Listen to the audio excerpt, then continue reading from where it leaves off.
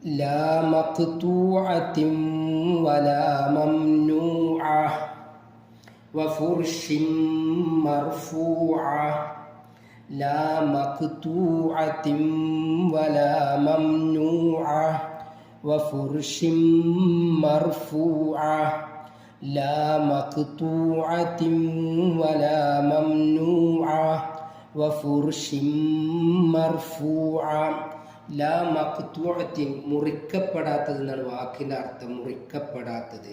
വലാ മംനൂഅ തടസ്സമില്ലാത്തതും. വഫുർഷിൻ വിരിപ്പുകൾ മർഫൂഅ ഉയർത്തിയിട്ടുള്ള. അതാണ് വാക്കുകളുടെ അർത്ഥം.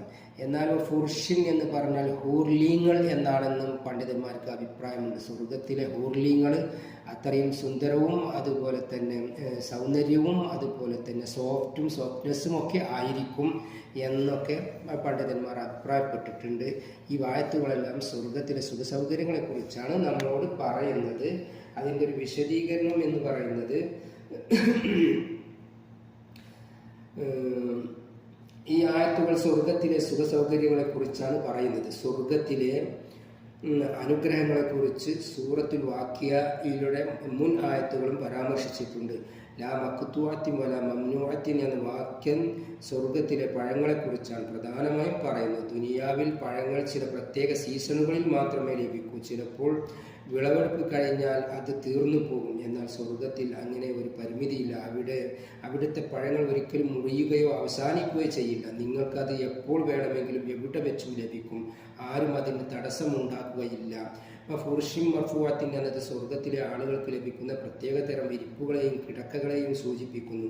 ഈ വിരിപ്പുകൾക്ക് വളരെ പ്രാധാന്യമുണ്ട്. അവ ദുനിയാവിലെ സാധാരണ കിടക്കകളെക്കാൾ വളരെ ഉയർന്ന നിലവാരത്തിലുള്ളതും സുന്ദരവും ഏറ്റവും മൃദുലവുമായതാണ്. ചില പണ്ഡിതന്മാർ ഈ ഉയർത്തപ്പെട്ട വിരിപ്പുകൾ എന്നതിന് സ്വർഗത്തിലെ സുന്ദരിമാരായ ഹൂർലിങ്ങൾ എന്ന് സൂചിപ്പിക്കുന്നു എന്ന് അഭിപ്രായപ്പെടുന്നുണ്ട്. അതായത് അവിടെയുള്ള സ്ത്രീകൾക്ക് നൽകിയിരിക്കുന്ന പ്രത്യേക സ്ഥാനത്തെയും സൗന്ദര്യത്തെയും ഇത് എടുത്തു കാണിക്കുന്നു. ചുരുക്കത്തിൽ ഈ രണ്ട് ആയത്തുകളും സ്വർഗത്തിലെ അങ്ങേയറ്റം സുഖപ്രദവും ഒരു കുറവുമില്ലാത്തതുമായ ജീവിതത്തെക്കുറിച്ചുള്ള ഒരു ചെറിയ വിവരണം നൽകുന്നു.